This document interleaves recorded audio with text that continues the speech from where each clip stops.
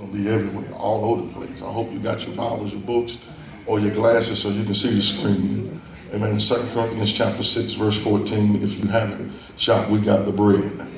If you can see it, you can say, I got it. I can see it. I can see it.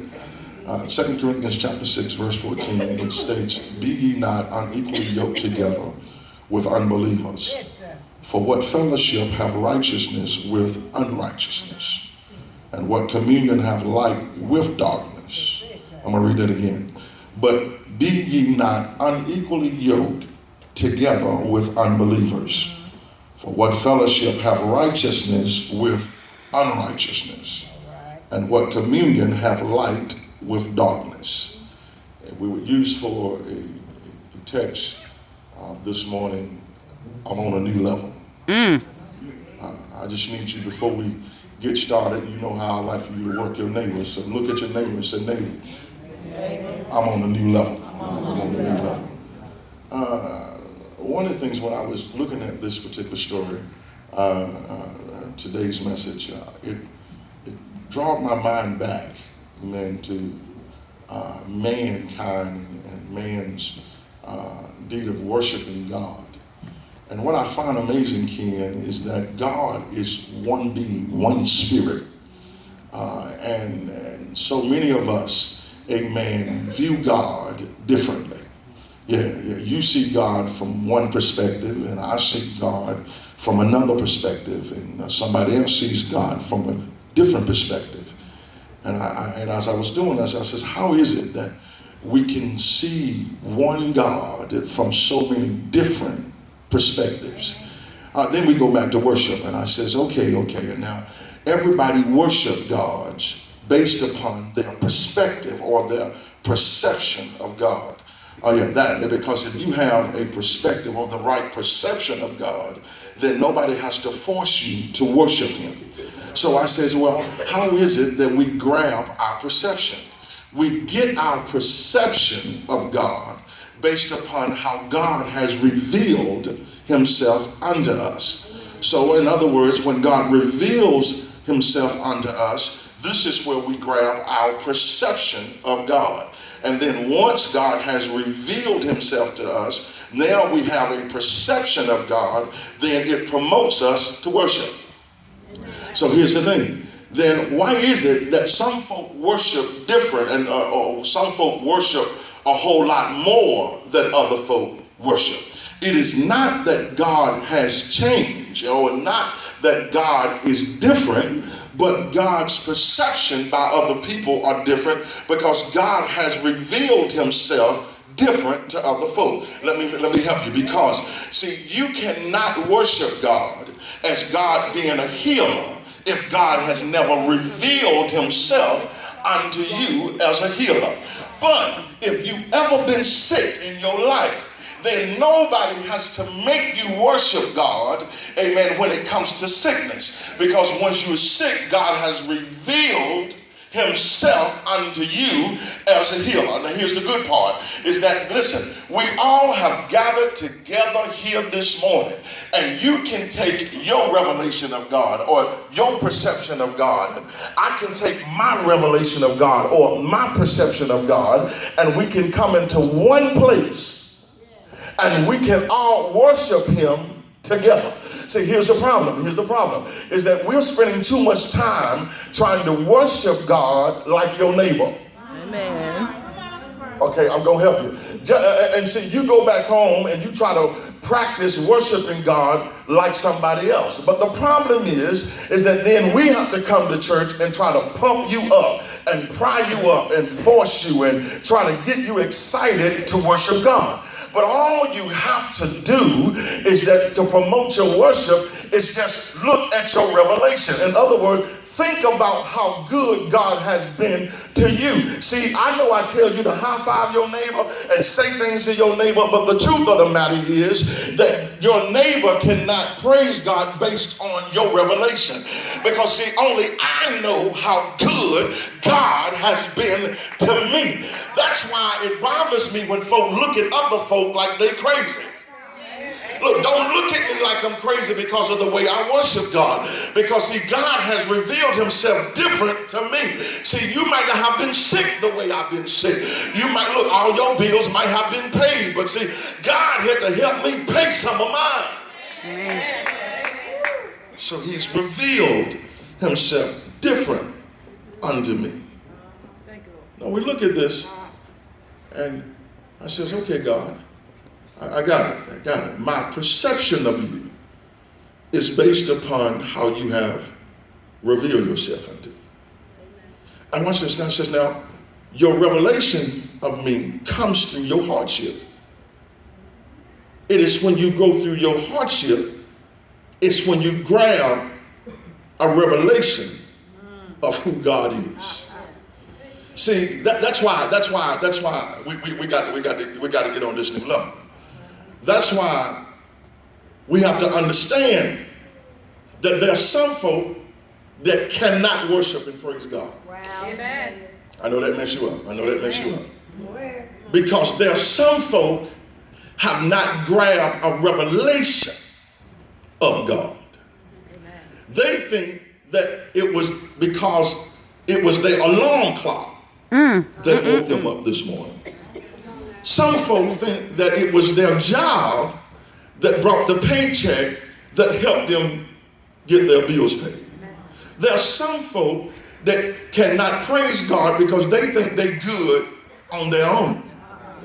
But there are some of us still remember the BC moment. And if you was with me last night, you know the BC moment is before Christ.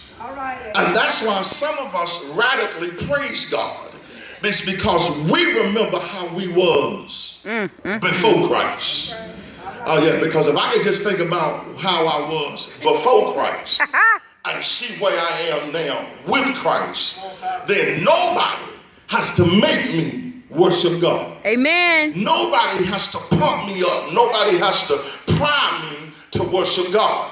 That's why the songwriter said, when I think of the goodness of Jesus, yes, and all that he's done for me, what happens? My soul, in other words, what happens? My revelation of God now comes forth, and my response to the revelation is, I got to throw up my hands. We look here in Genesis, we see God, amen, uses his strategy as he began to create atmosphere and environment and mankind and the kingdom.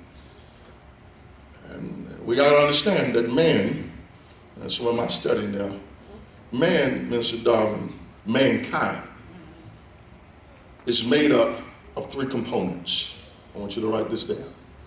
There are three components mankind is made of. And these three components mankind must have. Now, I said mankind because when I say mankind, that means male and female. I didn't say man. I said mankind, male, female. And the three components that makes up mankind is that mankind must have fellowship. Number one, they must have fellowship. Number two, mankind has power or dominion. Mm-hmm. Number three, mankind must have relationship. Fellowship, dominion, and relationship. I'm going to say it again. Fellowship, dominion, and relationship. Now, here's our fellowship. Now, fellowship means that we have some of the similar desires.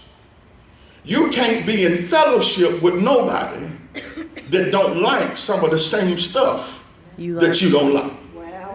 Y'all ain't saying that. You ain't saying that. Amen. And the problem is it's difficult to be in fellowship with somebody when they don't like what you like.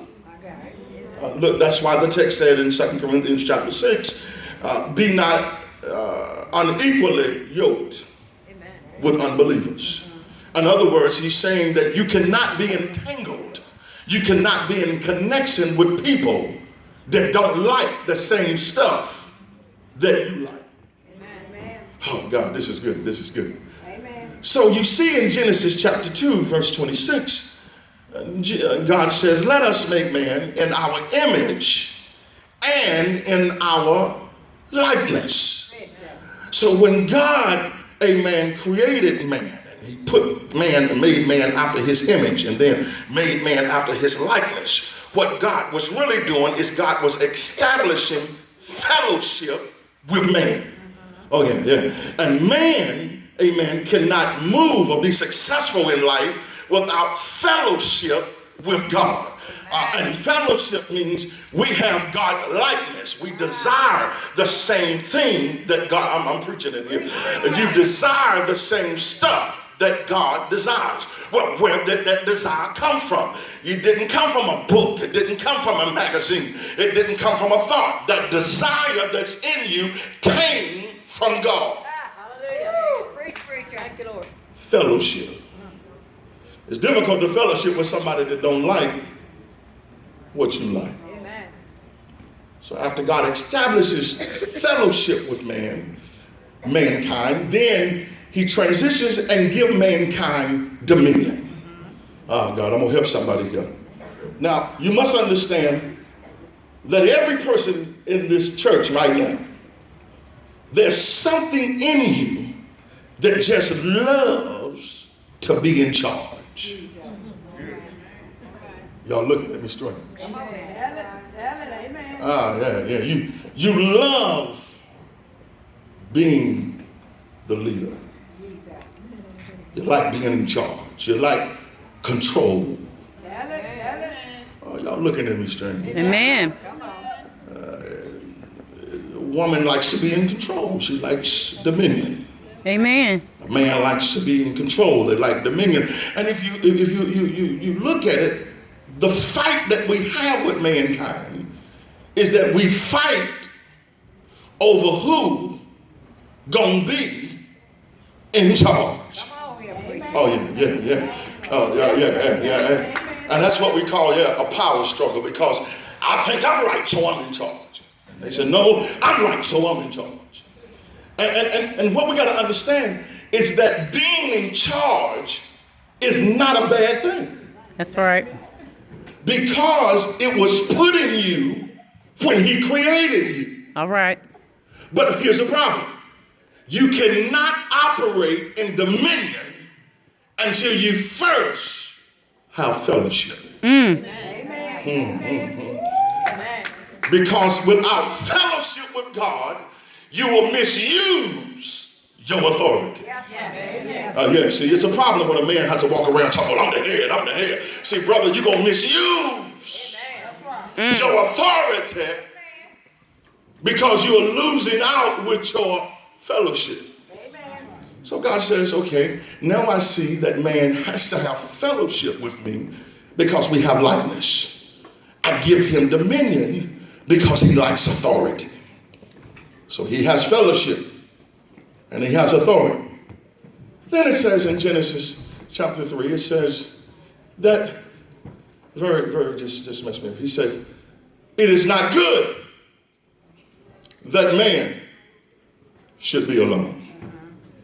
It is not good. It's not good. It's not a good thing that man be by himself. I'm going to say that again. He says, it is not good that man be alone. So when God comes to that source, he says, then what I have to do. Now man has fellowship with me. Man has power and dominion. I gave mankind authority. But he says, what I have to do now is that I have to create something else, because it's not just good for man to have fellowship and to have dominion. So he established relationship. I'm preaching better than y'all responding. Come on. He says, now I have to give man relationship.